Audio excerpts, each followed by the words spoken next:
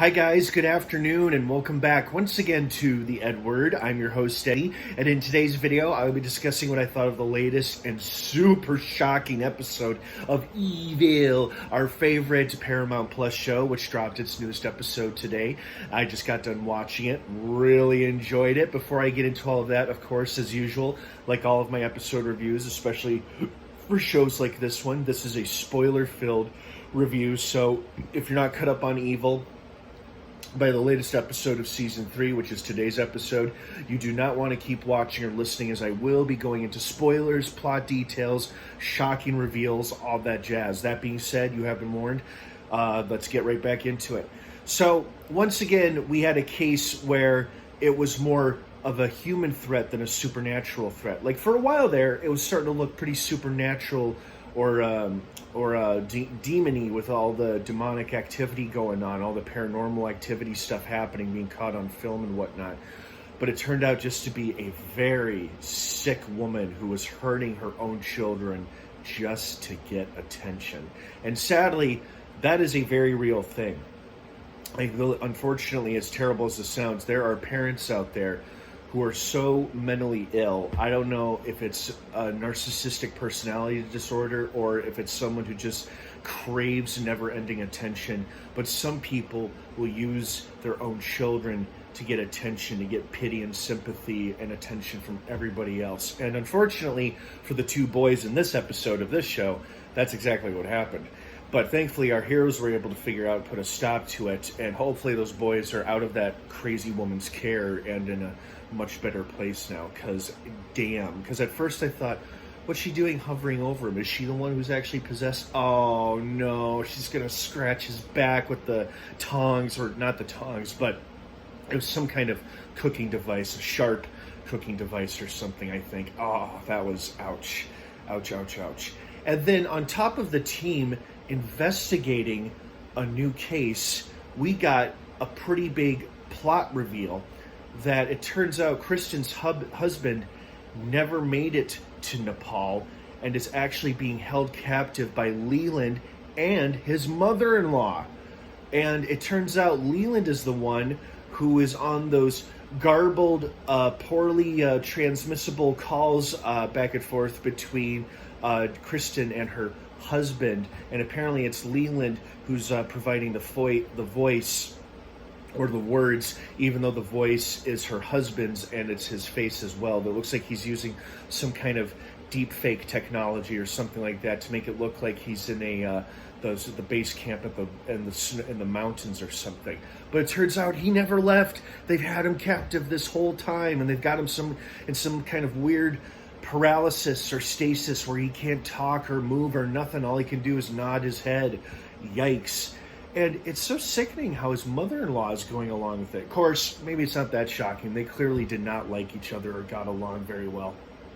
So that could be a reason why she's doing this, why she's helping Leland out with this. And of course, who knows what their ultimate overall plan is, but it sounds like Leland has had it with the 4 little girls who are messing with them, which was awesome, by the way. I loved how they called him out and got him exposed for what he is.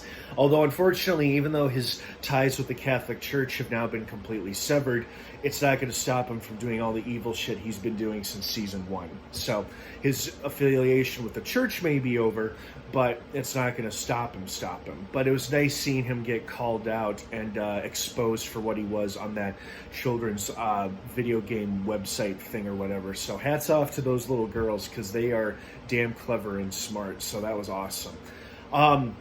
Yeah, and then I loved how the episode had this underlying message of the toxicity of social media and how much it can really affect and run a person's life. Not necessarily ruin a life, but how much it can run our lives and how it does run our lives. It does impact on us. And these algorithms, these complex, amazing but scary algorithms, are able to cater to us, to the things we want or the things we think we want, and that's what it gives us, whether we want it or not.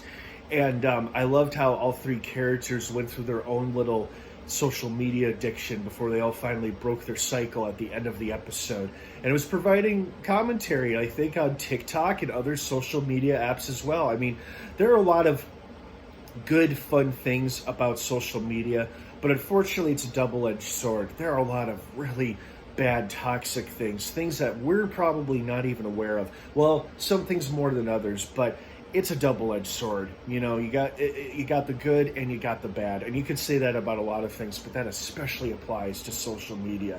And I think that was kind of the point they were trying to convey in this episode, while simultaneously trying to figure out if a demonic presence was involved in this possession or haunting case, as it were. But it turned out to be just a very sick human woman who was using her own children for her own ill-gotten gains. So, damn. Plus, it was a big, what's the word I'm looking for? A big accelerating move in the plot department, where we see that the husband is being held captive by Leland and Cheryl. And of course, to what ends, we don't know yet. But I think considering we only have 4 episodes left this season, which is hard to believe already, I think things are going to start to really churn up now, so we'll see what happens. What did you guys think of this latest episode of Evil? Did you like it? Did you love it? Oh, one more thing. We may not have gotten a monster in this case, but we did see that awesome parasitic bug-looking monster that was supposedly feeding off of David when Andrea came to his rescue. Although, was there anything to actually rescue him from? Because he seemed to be alive and well, or at least asleep in bed, and was very surprised and confused to see her in his room. So, was that actually there, or was that just her own imagination? I feel like it was actually there, and she could see it, and she was saving David before it could get any worse, because that happened immediately after he was talking to the fake Kristen in his room. So that thing was awesome. It was like a big, nasty, parasitic mosquito. So that was cool. All right, guys, I hope you liked this episode as much as I did. What did you think of it? Let me know what you think down below in the comments section. Have an awesome rest of your day. Stay cool and safe out there. It is hot as hell where I live. I hope it's cooler where you all are. All right, guys, have a great rest of your weekend. And, of course, until next time, may the Force be with you.